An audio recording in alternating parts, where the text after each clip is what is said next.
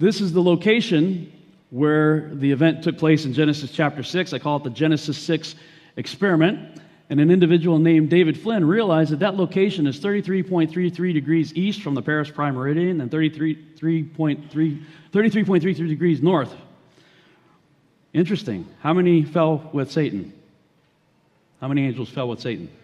1/3, 33.33%. Kind of interesting that they landed on the only geographical landmass, at least on the Mercator projection, that just so happens to match their numbers perfectly, 33.33 by 33.33. He also noted, it was kind of interesting, that it was 2012 nautical miles from the Paris prime meridian and 2012 nautical miles to the equator, which caused a lot of people to speculate about, remember all the craze about 2012? That maybe something might happen? Who knows? But it was definitely interesting. This is Mount Hermon today. This is what the range looks like there. We see in Genesis chapter 6, the Nephilim were in the earth in those days, and also after that, when the sons of God came unto the daughters of men, and they bare children to them. The same were the mighty men which were of old, the men of renown. Genesis 6:4. Now, this is a hotly debated topic, actually. Who are the sons of God in Genesis chapter 6? Seminaries teach people that the sons of God were the sons of Seth, and the daughters of men were the daughters of Cain. Doesn't say that, but that's what they say. Well, if you look at other ancient texts that the same Hebrew people wrote, you see Genesis says sons of God. You see Enoch tells you, actually in the same verse, synchronized perfectly. First Enoch chapter 6, verses 1 and 2, pairing up with Genesis 6, 1 and 2. And the angels, the children of heaven. The book of Jubilees, again, announces them as the angels of God. We see that there is absolutely nothing in Genesis 6 which in any way refers to Seth or Cain or their offspring. Rather, the phrase sons of God is a reference applied to the angels just as it was in the book of Job, which actually predates Genesis. We see in Job 38, when he's talking about the creation account, "And the Lord answered Job out of the whirlwind and said, Where wast thou when I laid the foundations of the earth? Declare, if thou hast understanding. Who hath laid the measures thereof, if thou knowest? Or who hath stretched the line upon it? Whereupon are the foundations thereof fastened? Or who laid the cornerstone thereof? When the morning stars sang together," stars are singing, there's one of those references, sentient beings, "and all the sons of God shouted for joy." Question, were the alleged good sons of Seth there at the time of creation? No. So Moses is writing in the context of the understood idiom of his day, that the sons of God was a reference to angels. Canonized internal witnesses for the Enochian angelic view of the Genesis 6 experiment include, in Genesis 6, Moses mentions Nephilim with no further need of elaboration, which presupposes that A, he knows what the Nephilim were, and that his audience did also. So that's an internal evidence we could look at. He also uses the same idiom for angels, sons of God, as Job. In Leviticus 16, we see the scapegoat, is what your King James says, and some of the other translations probably too, is really sent out to Azazel, a proper name if you look it up in Hebrew. A character found in the book of Enoch to whom all sin was ascribed.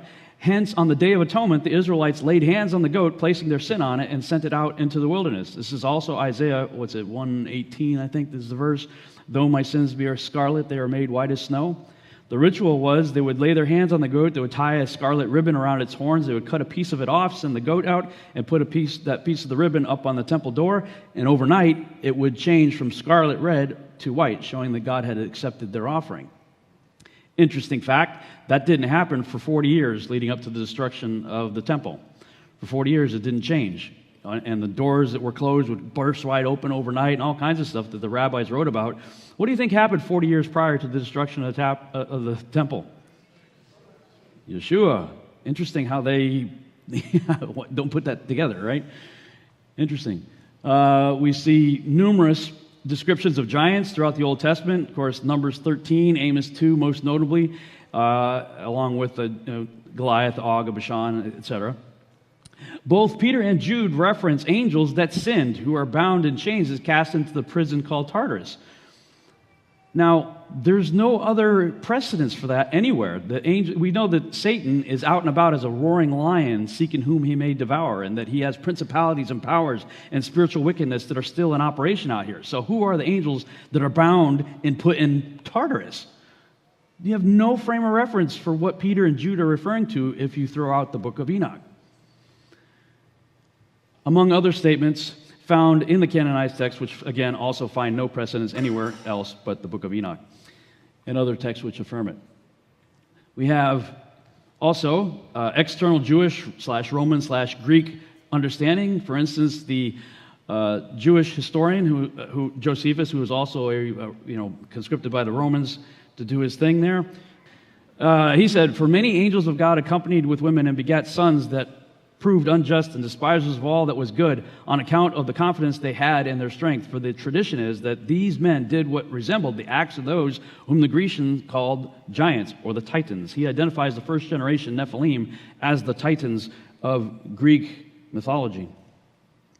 And that's in Antiquity of the Jews, Book 1, Chapter 3. In Book 5, Chapter 2.3, he says, "For which reason they removed their camp to Hebron, and when they had taken it, they slew all the inhabitants. There were till then left the race of giants who had bodies so large and countenances so entirely different from other men that they were surprising to the sight and terrible to the hearing. The bones of these men are still shown to this day, unlike to any credible relations of other men." And there are many other such testimonies as that. Kissing cousins don't produce 20-footers. Just FYI. I don't care how much spinach you feed these people. In my second book, Archon Invasion, I point out in the book of Enoch, 1 Enoch chapter 6, it says that 200 watchers landed on Mount Hermon in the days of Jared. And the book names the leaders right there. You see the leaders there in yellow. These are archons. Archon's a Greek word. It just simply means chief, ruler, commander, somebody in a position of authority. These were the leaders over the 200. And these are also the angels that sinned and left their first estate. We see in 1 Peter chapter 3, "For Christ also suffered once for sins, the righteous for the unrighteous, that he might bring us to God, and being put to death in the flesh, but made alive in the Spirit, in which he went and proclaimed to the spirits in prison." That's ESV. I think King James says that he preached to those in prison.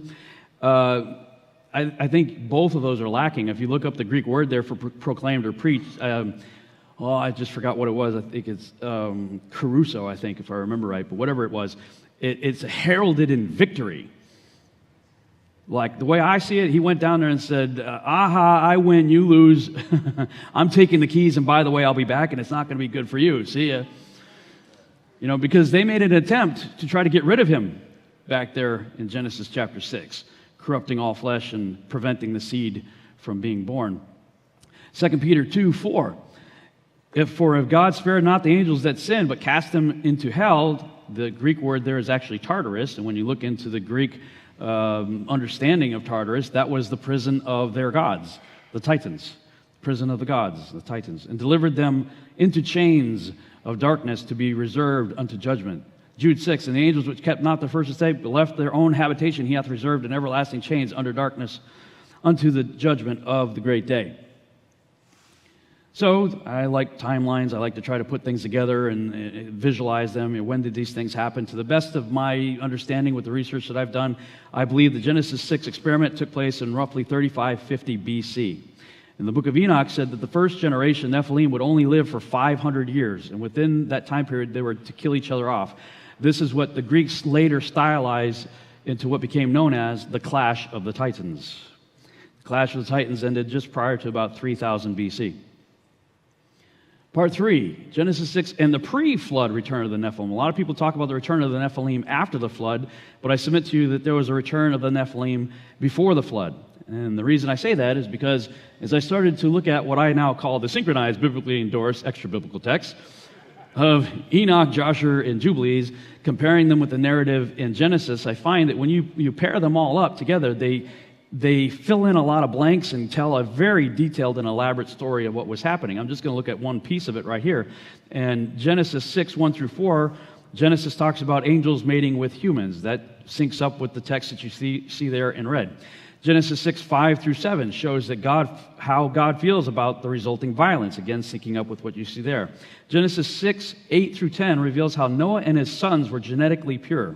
It says that Noah was found righteous in his generations. The Hebrew word used there is tamim. Same word used for the red heifer, the pure red heifer without spot or blemish and whatnot. So he was pure in his genetics.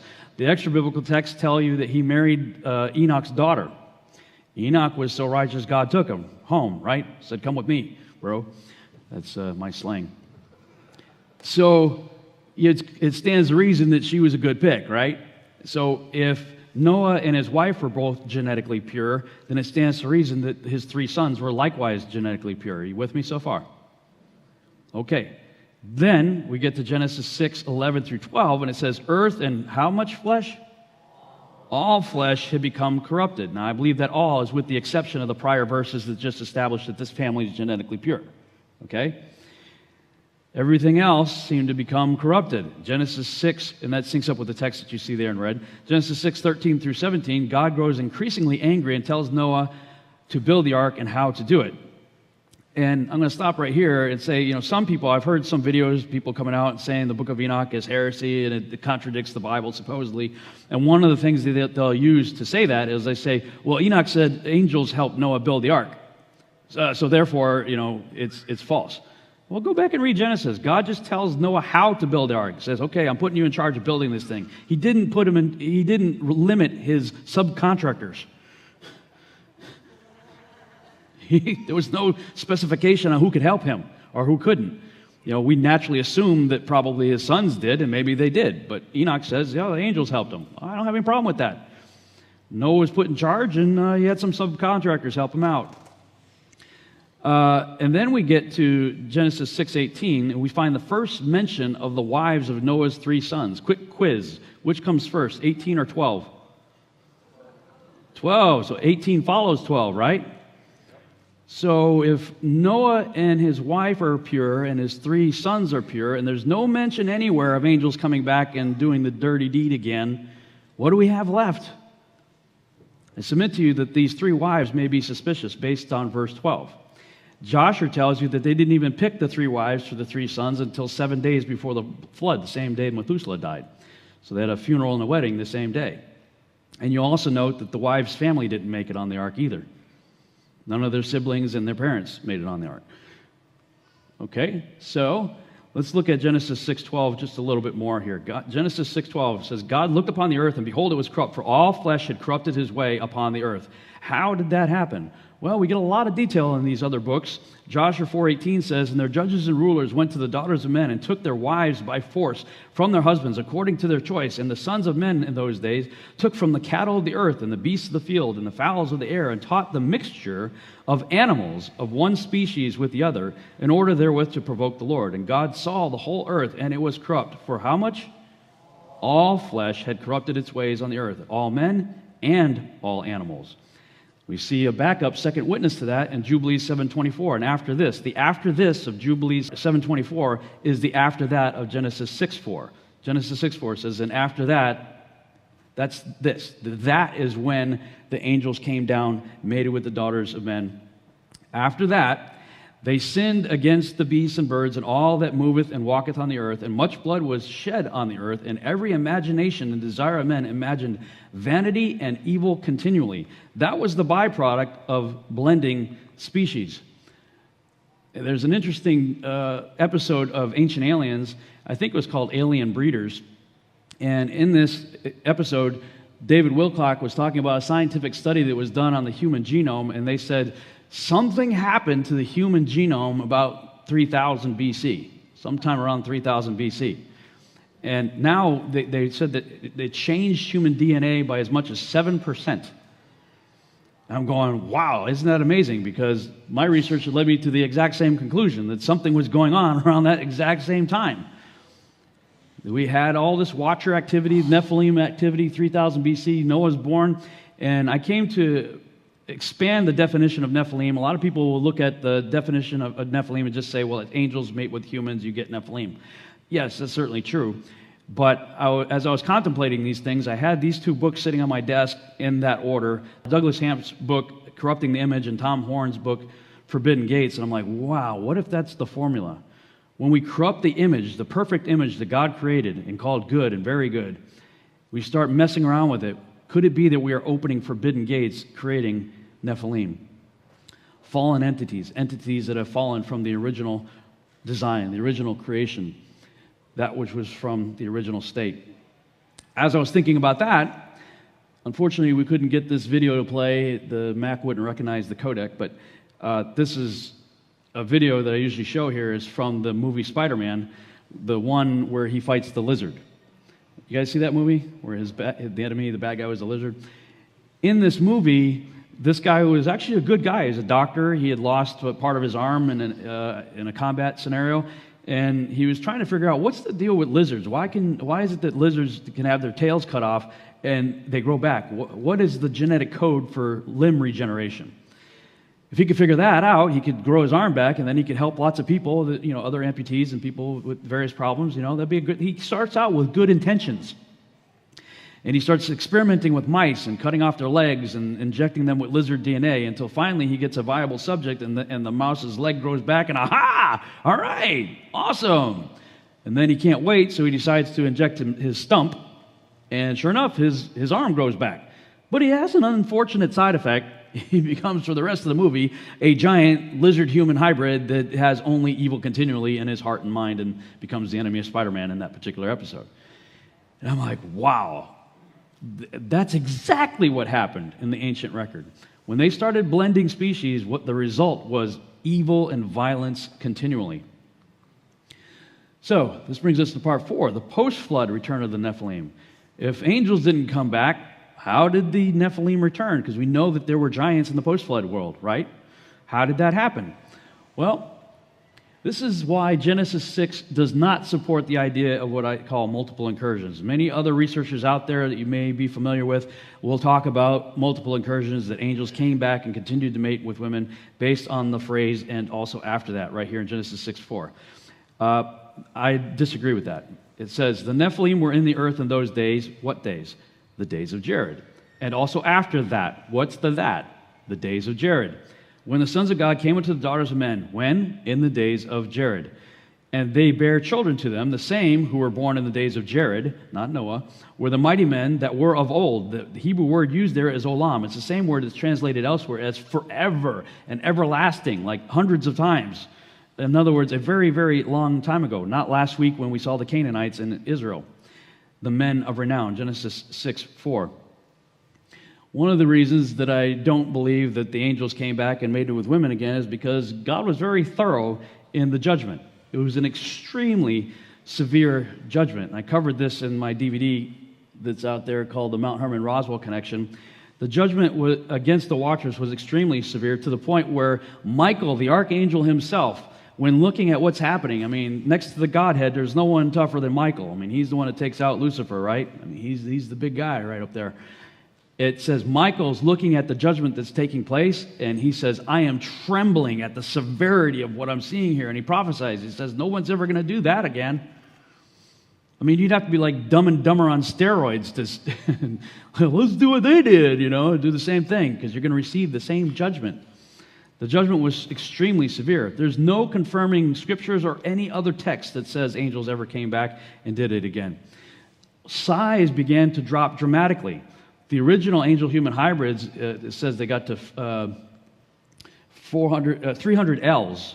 300 L's, and Dr. A. Nyland, in her translation of the book of Enoch, says that that's equivalent to 450 feet. I find that interesting because 450 feet is the same dimensions as the length of the ark. So the ark was like a big casket-looking thing, the size of the Titans. After that, giants started to decrease dramatically in size over time. The world became completely corrupt as a result of the activity of Genesis chapter 6 and following. Well, they've had 5 times that amount of time to completely corrupt everything. If I'm a military commander and I send 200 soldiers in on a campaign and they are able to utterly destroy everything to the point where all things are so corrupt and to the point where God's like, okay, I'm going to have to start over again, what would you do afterwards? Man, I'd be like, send 400. Let's send everybody. Let's just go ahead and get in there, right? He was extremely effective the first time. We should have been completely corrupted 5 times over. And then why science instead of sex? Why is it that all these alien abduction scenarios deal with scientific experiments? We're not talking about copulation anymore. We're talking about women being abducted and implanted with seed and having fetuses and embryos and stuff like that implanted and removed. And it's all very scientific. There's no sex again like there was in Genesis chapter 6. Just some of the few reasons why I don't believe that angels came back again. This is the judgment that was imposed upon them. It says, "And to Gabriel said the Lord, proceed against the bastards and the reprobates and against the children of fornication and destroy the children of the watchers from amongst men. Send them one against the other that they may destroy each other in battle. For length of days shall they not have. And no request that they make of thee shall be granted unto the fathers on their behalf. For they hope to live in eternal life.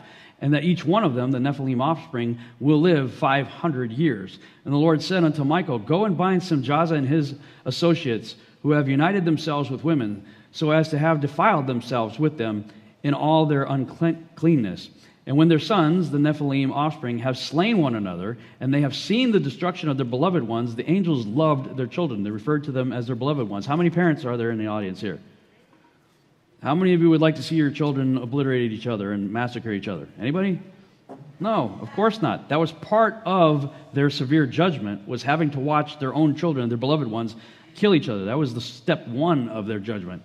And then they were to be bound fast, the watchers, for 70 generations. Remember that, 70 generations in the valleys of the earth, till the day of their judgment and of their consummation, till the judgment that is forever and ever is consummated. So, again, I love to make timelines. This is a timeline chart that I made for the 350 post-flood years of Noah's life. How many of you know he lived 950 years, right? 600 years before the flood, 350 years after the flood. Well, Moses, the same guy who wrote Genesis 6, wrote Genesis 9. And in Genesis 9, he says, And the sons of Noah, this is after the flood, that went forth of the ark were Shem, Ham, and Japheth. And Ham is the father of Canaan. Why did he just throw that in there? Oh, by the way, Ham's the father of Canaan. So what? What's the purpose of that? He says, These are the three sons of Noah, and what? Of them was the whole earth overspread or populated. So Moses just told you the whole earth after the flood was populated by these three people right here. So, interesting things that you can look at when we look at Canaan in particular. Again, Ham is the father of Canaan, right? Well, Genesis chapter 10 is what they call the Table of Nations, where they say who begat who and you know all the people groups that came out of after the flood from the three sons of Noah. Genesis 10, beginning in verse 15. And Canaan begat Sidon, his first son, his firstborn, and Heth, who was the father of the Hittites, and the Jebusite, and the Amorite, and the Girgashite, and the Hivite, and the Archite, and the Sinite, and the Arvadite, and the Zemarite, and the Hamathite. And afterwards were the families of the Canaanites spread abroad. Well, coincidentally, those are the same people groups that over and over and over again you see in the Old Testament. God says, utterly destroy them. Wipe them out. See the same names there? Now, you have to say, either God is prejudiced and into random acts of genocide and schizophrenic, or he's got a legitimate reason for singling out these very specific groups for utter destruction. Kill the women, kill the children, kill the animals, everything. Wipe it all out. In some cases, don't even eat the food. So why is it that during warfare, typically in combat scenarios, especially back in that day, they could keep the women and children and animals as spoils of war, and there were various campaigns where the Israelites did that. But anytime they went up against these gods, God's saying, wipe them all out. This was something that used to be a big sticking point for me growing up. Because you read the Old Testament, and it seems like God's this genocidal maniac, right? You get to the New Testament, and, the disciples are talking with him, and he's like, hey, Philip, if you've seen me, you've seen my Father. That didn't compute in my head. Because Jesus is this amazing, loving guy. Love your enemies, all that stuff, right? There's dad like, kill the women, kill the children, wipe out everything. And he's saying, hey, if you see me, you've seen my dad. How's that work? I couldn't understand that, and that tripped me up, and that trips a lot of people up. A lot of people trying to get through the Old Testament. You're here in Deuteronomy and Joshua and some of these early books of the Old Testament. You don't get very far until you start seeing these things, and you're like, what is up with this guy? What is up with this God? And it's a hindrance to a lot of people. As I started doing this teaching, I started getting a lot of phone calls and emails and letters from atheists and agnostics, former atheists now and agnostics, because this opened up some things for them and cleared it up. Like, God is actually, this is an act of mercy for his true creation that he created in his image and his likeness. He is wiping out the bad seed here that was not meant to exist in the first place. Let's look a little bit further. Meaning of names. How many of you have seen this before? The definition, the Hebrew words of the names up there. First time I heard it, Dr. Chuck Missler put it together. He's looking at the meaning of the names of the patriarchs right there before the flood, and he put it together in a sentence, and it says, man is appointed mortal sorrow, but the blessed God shall come down teaching that his death shall bring the despairing rest. Wow. Yeah, wow. Dude, that's like the entire plan of God right there in the names of the pre-flood patriarchs. How crazy cool is that, right? Well, I mean, you look at some of these names, especially starting with Jared, we're talking about here. His name means shall come down. Well, that's when the watchers came down during the days of Jared. Enoch's name means teaching. Well, he taught against the watchers. Methuselah says, with his death shall bring, and the connotation there is judgment. He died 7 days later, the flood starts. Lamech is born, and his dad names him Despairing. Well, Lamech is born right in the middle of the clash of the Titans. Can you imagine how chaotic that might have been? 400-footers wiping each other out and stuff. Now, we have a hard time conceiving of that, but the Greeks didn't. Many ancient cultures didn't. Hollywood doesn't. You go see the movie Clash of the Titans, and they're trying to resurrect Kronos, right? And they bring Kronos up, and what is he, a 400-foot giant? You know, that's what the ancients believed. But after the Clash of the Titans, and they're judged, bound, and buried, about 68 years or so, 70, give or take, Noah is born, and his dad names him Rest. Well, that just makes sense. It was after the Clash of the Titans. So when you take the names of the sons of Ham in Genesis chapter 10, verses 6 through 20, these are the meanings of their names. Look at some of those. Now, parents, let me ask you, what would possess the proud parents of a newborn baby to turn to their spouse and say, enclosure of wrath, what do you think, honey? Yeah, that's a good name. Terror! You know, there's something clearly wrong with these children for them to receive names like that. And then when you put them together in a Chuck Missler-like paragraph, this is what you end up with. He raged, a black terror, double straight afflicted trafficker. Interesting. The Canaanites were traffickers. I had a hard time figuring out what is the deal with that until I started watching the news lately. What are we seeing a lot of? Human trafficking. I really do believe that there's another bloodline out there. It's not the same as you and I. You know, we look at some of these atrocities and we say, who could do that? I mean, who in their right mind? Well, we don't think that way.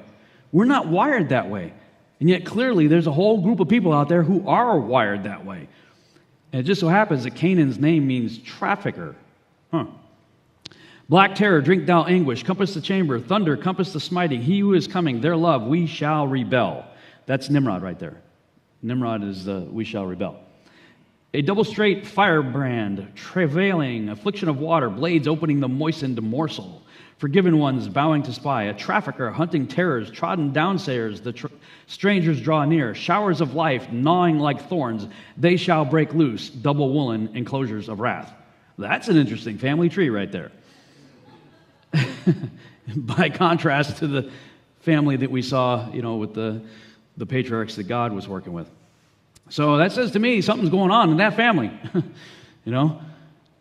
Now, how big were the giants? How tall were they in the post-flood world? Well, this is a graphic I did quite some time ago to depict based on both the biblical text as well as ancient historical texts and archaeological finds throughout history. You got like a 6-foot average man down there. Goliath is, depending on who you read, usually between 9 and 12 feet tall. Some people, I just got in a big debate on Facebook. The person was saying, you know, he was only about 6'4". I'm like, then what the heck was wrong with Saul and the entire Israelite army? Like, I'm just shy of 6 feet tall, right? Robbie's taller than that, you know. Really? Oh, David and Goliath, it always says not much of a story if you're talking about, you know, somebody shorter than 7 feet tall. Wow, come on, man. No, 9 to 12 feet for Goliath. Og of Bashan is usually somewhere between 15 and 18 feet tall. And then you get to the early Canaanite scale. According to Amos 2:9, it says that they were as tall as cedar trees. Amos 2:9, as tall as cedar trees. An average cedar tree gets to about 35 feet tall. That's a modest tree. The cedars of Lebanon got to 150 feet tall. So I'm erring on the short side. So that's why I got the 24 to 36 footers there. And, when you look into both the Hebrew and the Greek, it bears it out that we're talking about people of great stature. I'm not going to take the time to go through all this, but you could look it up for yourself. The Hebrew and the Greek words used there for their height. This is Amos 2:9, height as a cedar tree. And just to put it in perspective, I love this verse, right? Caleb, they had just come back from the land, and they described themselves as grasshoppers. They're people of great stature there. We feel like grasshoppers in their sight. And it says they sent an evil report. Well, the evil report is God said they could do it. God said, go.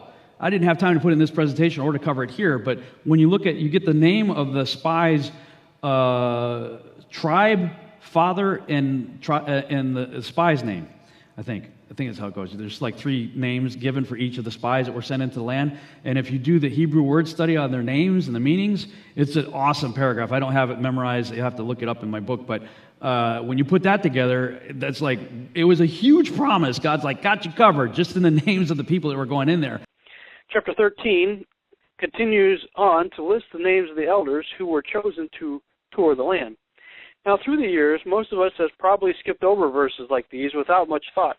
However, now we are learning that these Hebrew names usually tell a story by themselves. Oh, cool. I haven't read this before, so I'm kind of excited to see where Ardell takes this. If you've been listening to our broadcast, you know that I love to look up the names too, and have found that when you do look up the names, the Hebrew meanings of names, and there's a great book that'll help you do that. It's called A Dictionary of Scripture Proper Names by J.B. Jackson. In fact, if you just Google that, there's actually an online version of it. Oh, as a matter of fact, I have it saved in my browser window. Here we go, as a bookmark. So there you go. Boom. There's a link right there in the chat room for you to the online version of the Dictionary of Scripture Proper Names. And what a great tool that is to have handy with you when you're reading through the Scriptures, especially the Scriptures where you see so-and-so beget so-and-so and, very specific names listed in very specific orders. A lot of times when you look up the meaning of the names, string their names together, the meaning of their names together in sentences and paragraphs, you end up with some pretty cool stories. And there's definitely a pretty cool story in the meaning of the names of the Hebrew spies. But so let's see where Ardell takes us. These verses list by tribe the name of the tourists along with the name of their father. Now, I want you to notice that the names of the tribes that are listed are not given in their birth order, and that's something else that catches your attention. Is a lot of times when you see the 12 tribes listed out, the orders are different. They're not always listed in their birth order. And I believe that the reason God has the Holy Spirit-inspired authors writing Scripture in very specific ways in certain orders is because there's a story there. There's a hidden code there. There's a treasure for you to seek out. The glory of God to hide a thing. The glory of kings to search it out.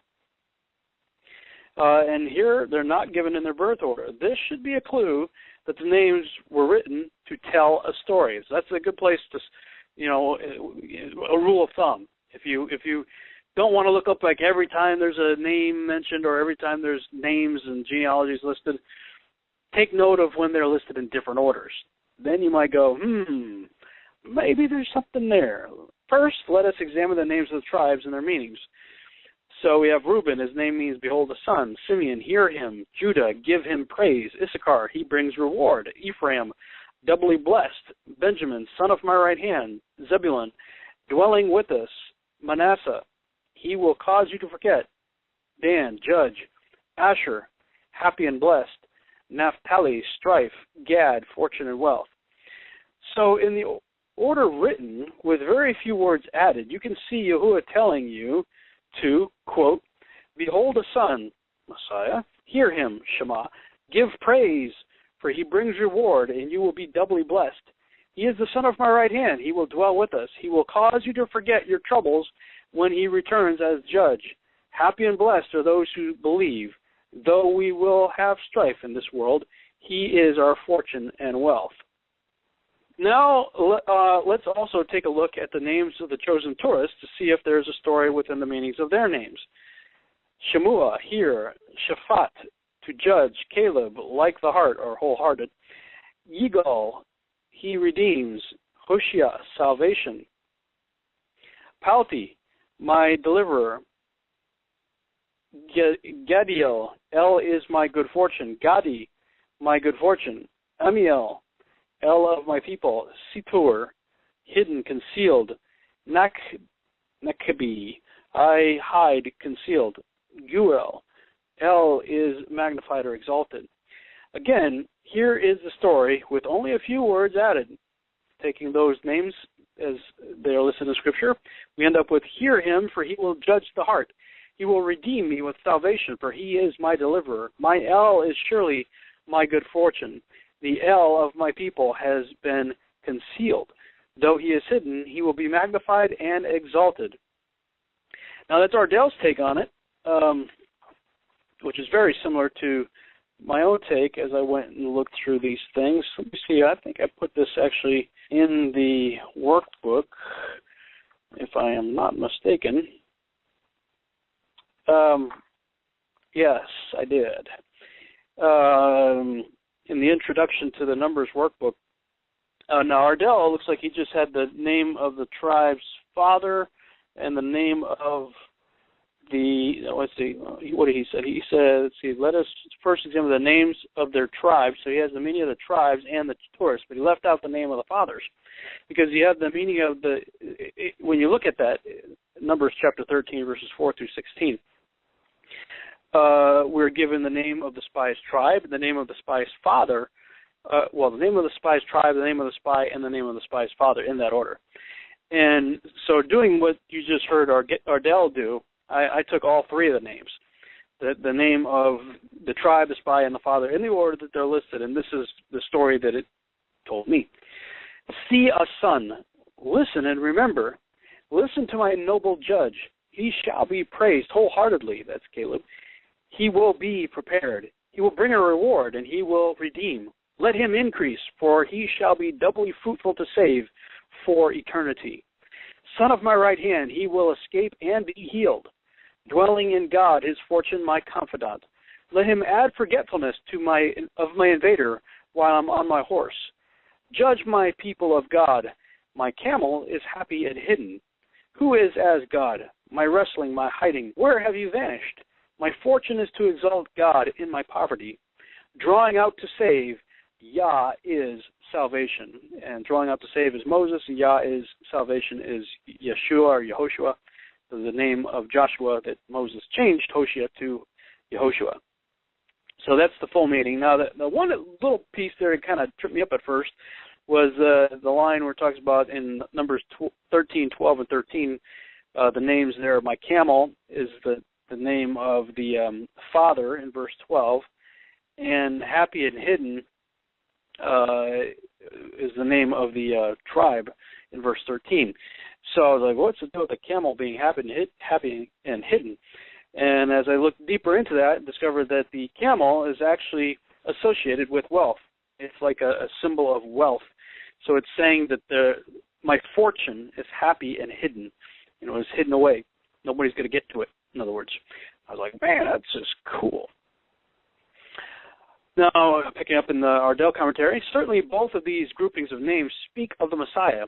It is interesting that Yeshua also spoke about hidden things in Matthew chapter 11, verse 25. At that time, Yeshua answered and said, I thank you, Father Adonai of heaven and earth, that you have hidden these things from the wise and prudent and have revealed them to babes. Now, Hoshea is quickly singled out for a name change. We see in Numbers 13, 16. These are the names of the men whom Moses sent to spy out the land. And Moses called Hoshea, the son of Nun, Yehoshua. We saw above that Hoshea means salvation. By adding the letter Yod to the beginning of his name, it becomes Yehoshua, meaning Yah saves, or Yah is salvation. The rabbis teach that Moses anticipated trouble when he sent the spies, and that he knew it would be Hoshea who would deal with it. Moses wanted to make sure that Hoshea would understand where his power and strength comes from, so he gave him a name that reflected this. I'm like, man, isn't that like the coolest thing ever? Names mean things. And so they go in there. Now, to be fair, if I'm walking around there, even if I saw that paragraph, I saw a bunch of these guys walking around, I'd have had some problems probably. I'm just going to be honest with you. But Caleb's like, no, Caleb quieted the people before Moses and said, let us go up at once and occupy it, for we are well able to overcome it. I'm like, dude. You know, and that poor guy, him and Joshua, right, they were the only two that took a stand and were ready to do it, but everybody else didn't, so God punished them, made them wander around the wilderness for 40 years. After they're finally able to go into the land, Joshua and Caleb are still around, but they're old guys now, right? They get to go into the land, and Caleb says, give me Kiriath Arba. Kiriath is city. Arba is the name of the father of Anak, who is the father of the Anakim that they saw. So here's, I don't know how old he is, somewhere between 50 and 80 years of age, and he's like, give me Kiriath Arba. I had to wander around with these guys for 40 years because they didn't believe it. I'm going in to take out the biggest of the biggest and the baddest of the baddest. And oh, by the way, when we're done with Kiriath Arba, I'm going after Kiriath Deber, which is really interesting to me. It means the city of the book. I don't know what the book is, but that's really fascinating to me. But he offered his daughters to any soldier that would help him go take Kiriath Deber. So Caleb meant business. That's awesome. Father, give us the grace and the faith and strength of Caleb in the days ahead. Pretty awesome. So when we look at the family tree, Noah, we said the whole world is populated by these guys. Well, we see giants, lots of them in Canaan's lineage. We see at least one in Mitzrayim's lineage, and Cush, one giant. And in Canaan, you know, the Amorites are the most notable ones that you see over and over and over again. Amos 2:9 again says they were the size of cedar trees. The one giant in Mitzrayim is Caphtor, and he's the father of the Philistines. Interesting thing about Caphtor is he settled the island of Crete. Well, Crete is where all of Greek mythology originates. Interesting. The one giant in Cush's lineage was not a giant by birth, and that is Nimrod. It says that Nimrod began to become a giant. And the word began is the same word used elsewhere for sexual defilement, prostitution, and things of that nature. So it appears that through some sort of sexual ritual or defilement of some kind, he did something to himself, and he began to change into becoming a giant. So you might think of something like Bruce Banner, right? He got doused with the radiation, and he began to become the Hulk, right? Something happened to change Nimrod. Now, I didn't find any giants in Shem's lineage. That's good, right? Who comes through Shem? Yeshua, Jesus, right? And I did find some giants in Japheth. Not in Scripture. I found it as I started looking into the historical record. And I mentioned this the other day when I talked about all of our presidents are related not only to each other, but to one guy, King John Lackland, the signer of the Magna Carta and the founder of the Lord Mayor Parade they have every year in the UK that honors the Nephilim giants of Gog and Magog. And they march the giants of Gog and Magog through the streets. All of our presidents are related to that guy. Okay? And another interesting thing happened when I was a missionary. I went to China. I got the privilege of standing on the Great Wall of China. Look at all those little dots there, all those little, that's people. I mean, that thing's huge. That thing's massive. It's really overkill if you're just trying to keep out 6-foot-tall invaders. The thing's massive. And I came to find out while I was there that the Great Wall of China was originally known as the ramparts of Gog and Magog. They were trying to keep out giants. And right about the time I realized this, Geico, ever see some of these Geico commercials? They're pretty funny. They show these guys that look like, you know, they're giants, and they come up on the Great Wall of China. It's like this big, and they're like, what do we do? Right? And there's this other guy in the back. He's like, he just walks on. I'm like, even Geico gets it. That's pretty crazy. The ramparts of Gog and Magog.